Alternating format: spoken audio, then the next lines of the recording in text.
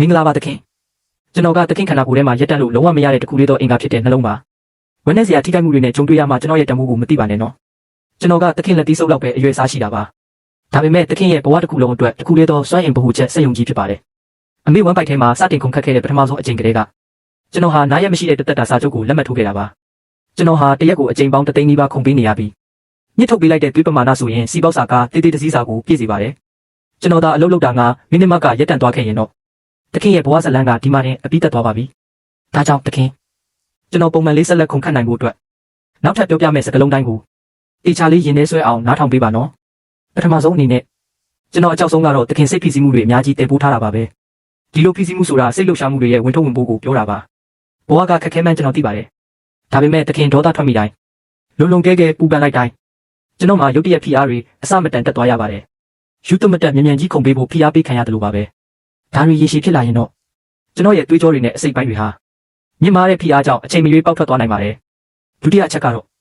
သခင်အစားအသောက်အရသာအကဲလွန်နာကိုပါပဲအစီဓာတ်တွေ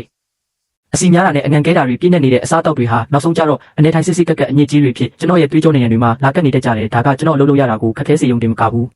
ကိုကြောက်စရာကောင်းတာကတနေ့နေ့တွေးကြောတွေပိတ်ဆို့သွားခဲ့ရင်သခင်ဘလို့မှမခံမရနိုင်ဖြစ်ပြီးဒုက္ခရောက်သွားရမှာပါလူတော်တော်များများကကျွန်တော်ပေါ်အထင်လွဲနေကြတာရှိတယ်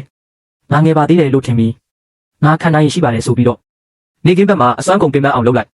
ညဘက်ကျမှအသက်နဲ့လဲပြီးအပြင်းထန်လေ့ကျင့်ခန်းလုပ်ကပြန်ပြည့်စည်ဖို့ကြိုးစားကြတယ်ဒါပေမဲ့ခန္ဓာကိုယ်ကုန်ခန်းနေတဲ့အချိန်ညနေအေးပြတ်ထားတဲ့အချိန်မှာပြင်းထန်တဲ့လေ့ကျင့်ခန်းတွေစွတ်အတင်းသွားလုပ်တာဟာကျွန်တော်အတွက်တော့နောက်ဆုံးတည်စီနိုင်တဲ့ဓာတ်နဲ့ထိုးလိုက်လို့ပါပဲတခင်ကျွန်တော်ကိုအကောင်းဆုံးအခြေအနေစီပြန်ရောက်စေချင်ရင်တော့တကယ်တော့မခက်ပါဘူး